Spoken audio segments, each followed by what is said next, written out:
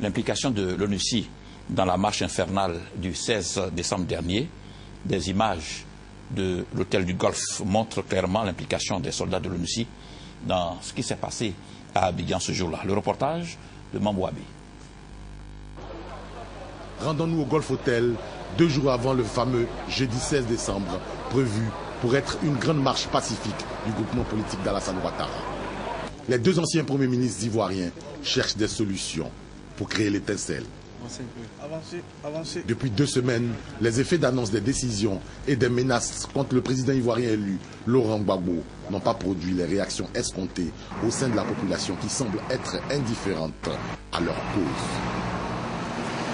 Après plusieurs rencontres avec leur état-major civil, Alassane Ouattara et Guillaume Soro décident de créer une grande manifestation les jeudis 16 et vendredi 17 décembre. 1. Le jeudi 16 décembre 2010, le gouvernement, au grand complet, se rendra dans les locaux de la RTI pour y installer le nouveau directeur général, M. Brou Aka Pascal. 2. Le vendredi 17 décembre 2010, afin de faire face aux préoccupations des Ivoiriens et surtout pour abréger les souffrances des populations, le gouvernement au grand complet tiendra le conseil de gouvernement dans les locaux de la primature, ici au plateau. Le ministre Patrick Hachi, porte-parole du groupement politique, donne les contours et la nature de la manifestation devant la presse internationale. Le Premier ministre a adressé, comme je vous l'ai dit, des courriers en tant que ministre de la Défense aux forces de défense et de sécurité qui assurent donc la coordination des marches comme d'habitude. A adressé également un courrier aux forces de l'ONUCI. Vous savez que le mandat de l'ONUCI, c'est de sécuriser et de protéger les civils. Je crois que c'est là le lieu d'insister encore là-dessus. Un courrier leur a été adressé et je n'ai aucun doute qu'ils assureront la sécurité des civils et des citoyens qui participeront à cette marche pacifique. Je rappelle encore une fois de plus qu'il s'agit d'une marche pacifique, de citoyens, de civils. Une fois la presse renvoyée, d'autres consignes qui ressemblent plutôt à un assaut militaire sont données à la branche armée, la rébellion des forces nouvelles. Soldats, militaires, je vais à la radio-télévision ivoirienne pour installer le nouveau directeur général de cette télévision parce que le président de la République me l'a demandé. Vous devez vous tenir prêts. Donc, il faut que vous vous mobilisiez. Jeudi, nous allons à la télévision. Je compte sur vous. Et le moral? Non, et le moral? Voilà. Comme si les 2 patrons ont déjà parlé, nous n'avons rien à dire encore. Donc, il faut qu'on soit prêt pour le jeudi. 45-8 heures, rassemblement à la piscine. Et tous vos équipements militaires de combat. L'amusement est fini. Ce jeudi matin, les hommes des forces nouvelles, aidés par des personnels militaires de l'Organisation des Nations Unies en Côte d'Ivoire, préparent l'attaque. Mise en place, position dans les tranchées, sur le champ de bataille. Les casques bleus aux côtés d'une rébellion contre des forces régulières. Le spectacle est surréaliste.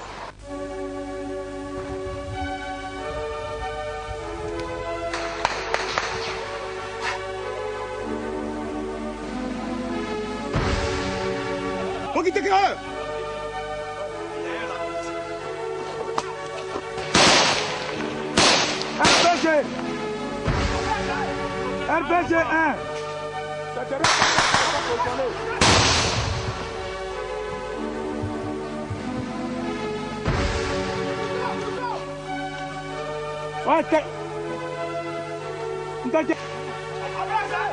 RPG 1.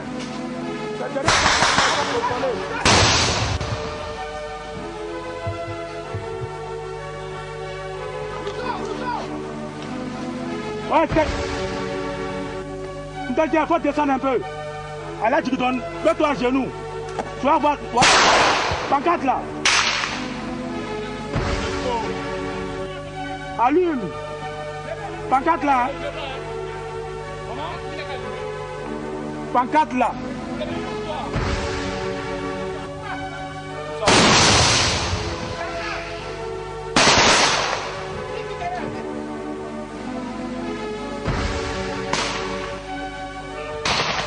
Aïe. Bah.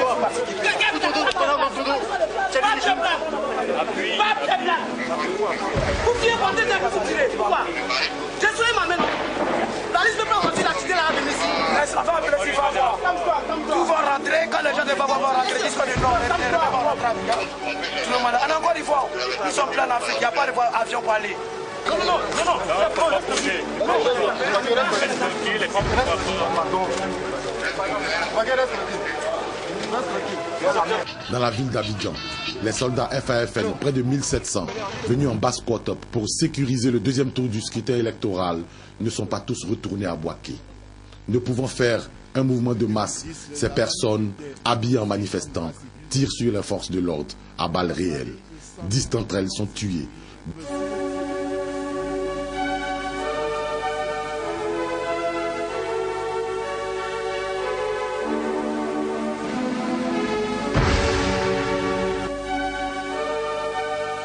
D'autres sont calcinés à leur domicile.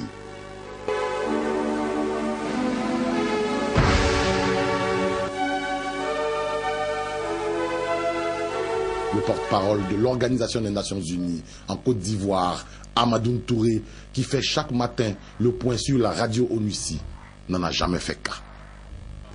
Apparemment, ces derniers événements auraient confirmé les soupçons de collusion entre l'Organisation des Nations Unies en Côte d'Ivoire et l'organisation politique d'Alassane Ouattara. Le gouvernement ivoirien n'aurait eu d'autre choix que de demander le départ des forces onusiennes et de leur personnel civil. Il faut rappeler que ce pic de crise a été créé après que le chef de l'Organisation des Nations Unies en Côte d'Ivoire, Waïdje Choy, ait tenté de faire accepter des résultats illégaux aux yeux de la Constitution ivoirienne après le deuxième tour de l'élection présidentielle qui a opposé Alassane Ouattara à son rival Laurent Gbagbo.